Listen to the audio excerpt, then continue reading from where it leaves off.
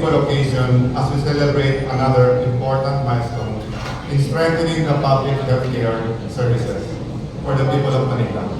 Ang inauguration po ng bagong ospital ng Maynila Medical Center ay hindi lamang simbolo ng pag-unlad, kundi isang malinaw na patunay ng ating patuloy na pangako sa makapagbigay ng mabilis, maayos at mga taong serbisyong medikal sa bawat Manileño. This new emergency department stands as a symbol of hope, readiness and compassionate care, especially for patients and families who rely on immediate and life-saving medical attention during their most difficult moments. Hindi po ito sa isang bagong pasilidad.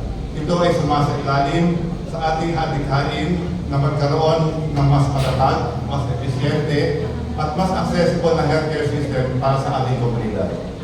We extend our sincere gratitude to all the individuals who made this project possible. Our hardworking healthcare workers, hospital personnel, and city officials whose dedication and commitment to public service continue to inspire us all. At higit sa lahat, mas magiging makabuluhan po ang ating pagdiriwang na ito dahil sa presensya ng isang leader na tunay nagmamalasakit sa kapakanan ng bawat Manileño. Pamamagitan ng kanyang mahusay na pamumuno, malasakit sa mamamayan at walang sabang suporta sa mga programang pangkalusugan at pangpublikong serbisyo, patuloy pong umaangat at umuulad ang lungsod ng Maynila. Ladies and gentlemen, it is with great pride and honor that I present our beloved City Mayor, Honorable Francisco Isko Dumagalso.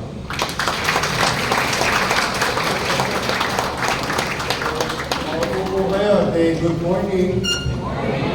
Ay, maraming salamat, Director Parati at sa po ng iyong mga kasamahang naglilingkod sa ating mamamayan sa usapin ng pangkalusugan.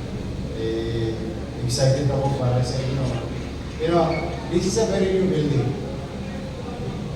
Sad to say, I think it's a 7-year-old brand new building.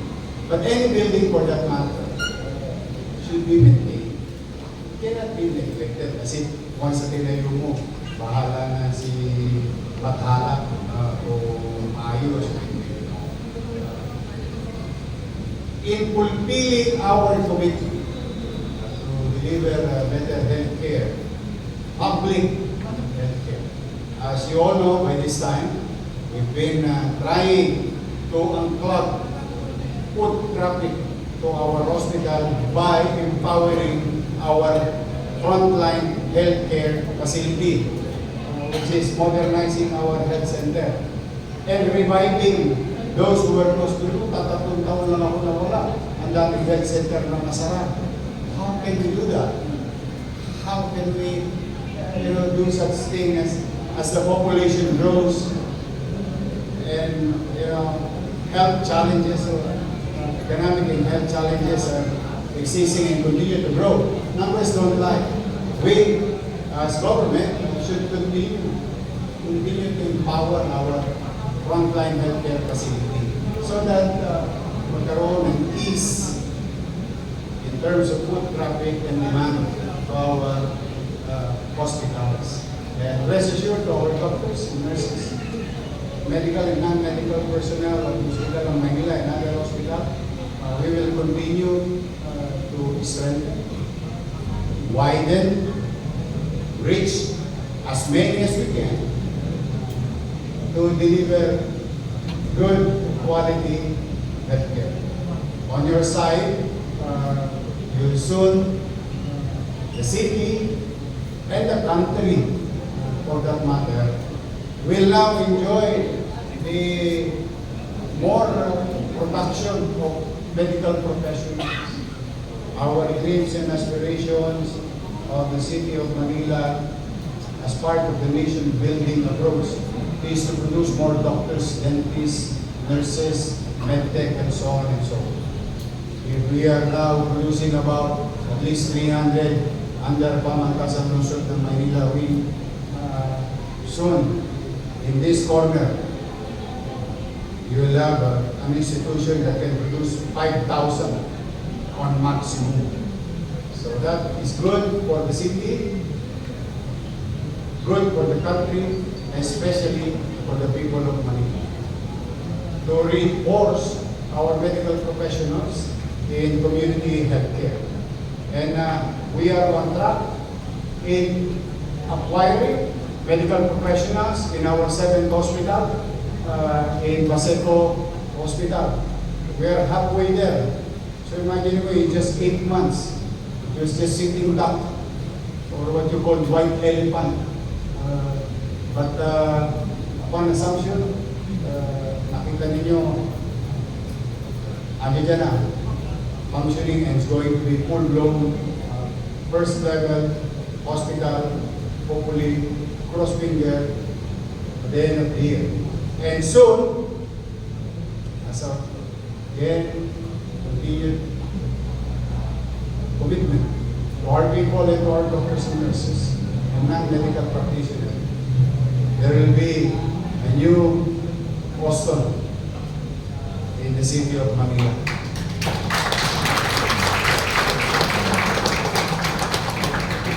Just for the record and your information, while wala tayong kapera-pera, namili pa ako ng lupa.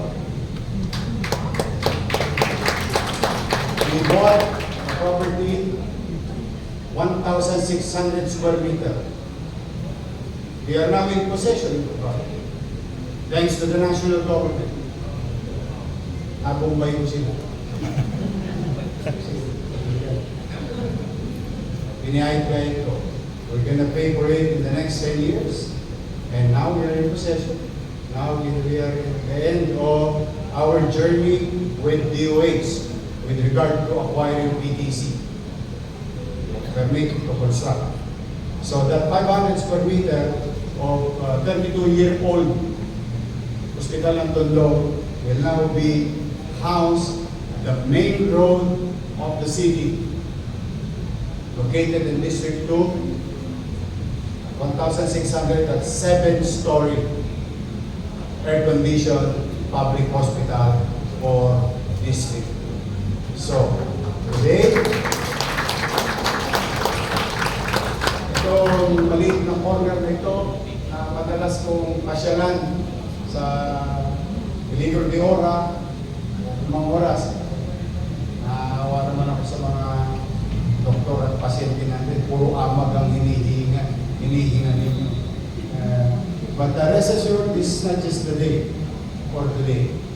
We will continue. Kahit na gipit tayo, kakasyahin natin yun. Yun yung nare-regular na natin. I-share ng mga ating healthcare. Ano na ngayon?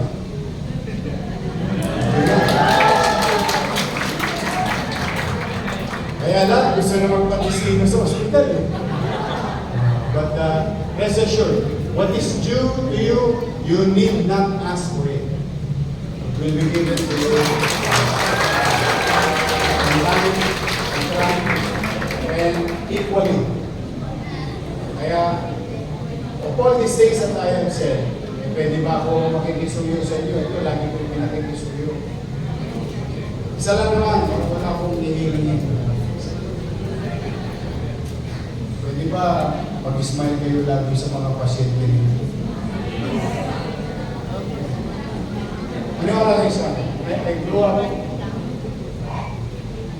Alam mo, hindi nga sapat yung description ng Islam. Pero may salitang sinasabi yung mga magulang. Ako yung pinanganak na mahirap sa bilang mahirap. Kumbaga, kung 3 level ng hierarchy, yung pangatlo sa baba, nandun pa ako sa ilalim. Pag kami nagkakasakit, kaya takbuhan namin na San Reyes, San Lazaro, biyari yung Wellpax ko dyan sa San Lazaro. Dahil yung Kirimbilya ng araw, ano pa yung stainless. Kamandamang yun. Yung mga kasi. And based on my experience, alam niyo, pag naningin kaya kami ng magandang nurse, magaling na lang. Pag yung doktora, maliwala sa akin. Feeling ko gamot na yung ngipin ng doktora.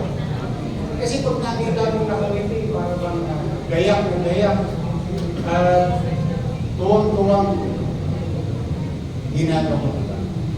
Eh, madalas nung araw, ang nakukuha lang namin, Togmolodon, Listerine, Yakapsul. Yun lang naman ang nakukuha namin.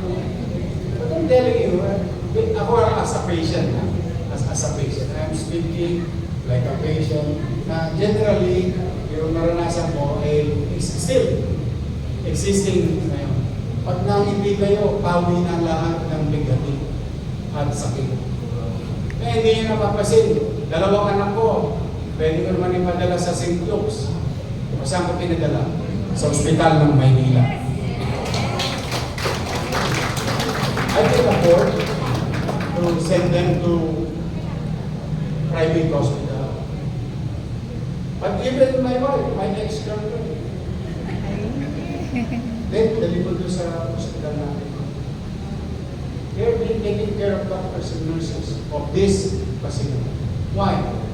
Because that is the message to the middle class, which is sila yung unang tinatamaan economically pag nagkakasakit. Kasi ang middle class, may konting tinalihan. May naisubihan ng konti pang kinalihan. But the problem with that kind of emergency, with economic, sa perspektibo, economically, is nauubos dala ng hindi nila tayo mapagkatiwalaan bilang public hospital. But look at PGUs, but look at the Art Center. Now look at Hospital ng Maynila and other hospitals. Yeah, that is a message that I'm trying to send to any John Doe's and Mary. You can bring your family here because I have the best doctors, I have the best nurses in public healthcare. That's what I believe. Am I correct in my assumption? It's up to you to prove. But that's what I believe. So pwede, posible. So wala nang postgas. Saan kayo nakakita? Ito ayoko naman itamos ng ilong ninyo. Pero bagay lamang na makapaglalakad tayo lahat ng iskinita, kalsada, anumang oras ng araw. Masasabi natin, ebirero sila sa iba. Pag tinubo yung ugat ng puso nila, lumag ka. 80,000, 50,000, yan. Sa Maynila, Hospital ng Maynila, allows. It's very expensive. Let's be honest to ourselves. Ang masakit pa rito, pag tusok, barado. Darating na yung mga cardio interventionist o madalit salita sila malabanan. Lalagyan na ng tubo. Tubo ka. We call it stand. And that's a very expensive little metal. But the city is shouldering it. Ito bakit may maligaw? Hindi, na-charge nyo naman yan sa PhilHealth. That's not true. You know why? Once elective, wala. Hindi mo ma-charge. Kaya sabi ko, pinaliliwanag ko sa PhilHealth, baka baguhin ninyo yung policy ninyo. Kaya ako nagpapaganito kasi bago pa atakihin, magamot na. Kasi sa kanila, atakihin ka muna bago ka makakuha. Para mabago nila based on our experience. How much is angioplasty? Easily, 500,000. Yung mga binabayaran ko sa Art Center, 975. 1 million, 1.2. This week or tomorrow. New sets of patients going to, the city is going to pay 1 million, 2 million. In this facility, because of you guys, DY, walang tosgas. Kaya pag nakikita ng mga pasyente rito, ginawa, pininom, ginamit, total father, 300,000, grand total, 0. Why? Courtesy of the taxpayer of the city of That's why, pipilitin ko mag-inam, pipilitin ko magbuti, sinuwin, gastahin ng maayos yung ating little resources. But, whatever resources further that we have, whether it is limited or big, doesn't matter. big chunk of it will continue to be dedicated and invested into MBN, minimum basic needs, housing, education, healthcare, and jobs. Doon mapupunta ang salapi ng taong bayan, kung saan ang goal ng pamahalang lungsod ng Maynila ay pataasin ang antas ng pamumuhay. Hindi po kayo yayaman sa akin, hindi po ako loco outlet, pero pwede ako maging tulay ng ginhawa ng buhay. Yan ang goal ko, yan ang pangarap ko. Maging maliwalas, panatag ng pamumuhay sa inyo. But for now, this is our showcase to you that we care. Hindi namin kayo alila. Hindi namin kayo inaalila. Ayaw kong para bang ipinakikita namin sa aming mga kapitbahay. Kami nagkagaling-galingan. Pero yung mga nasa loob ng bahay namin, hindi naman napapangalagaan. This is the proof of it. I don't want you to you're in a facility that the way I see in health center, in other hospital, na parang gusto anong area tayo. But rest assured to our doctors and nurses, other medical practitioners, non-medical practitioners, we will in our own little way continue to dedicate our time and effort, whatever resources that we have, to be invested in this life. So, good luck sa inyo. Masaya ba kayo? Pero ito na, makasosyal, pintura na lang, antibacterial. Flooring na lang, antibacterial. But more than that, happy kami ni Vice Mayor Ching at Jensa to dedicate this to you. O, gamitin nyo nito mamaya, naawa na ako doon sa mga nasa sauna pa. Para sauna pa, pinit-pinit sa tek, kahit naman sa mga yan. Ngayon, at least, all Dr. Director Marati, o mga alas 12 ba, kaya nyo ng ano to? Kaya na? 1 o'clock. 1 o'clock.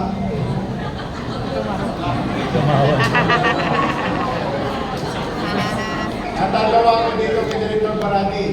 Alas 11 ng gabi, tumatawag sa akin, Sir, hindi pa tapos. Hindi pa tapos. Hindi pa bigyan si Dr. Marati. Kung mag-alala, tawagan mo si Andres. Because when we commit, we try our best, Father. Ngayon, commit and deliver. Kung meron man, hiccups lang. Yun din. Ayan, tapos. Ayan, sa inyo to, Dr. Marati, ha? Mag-ingat kayo, and God bless you. Maraming salamat. Manila! Maraming salamat.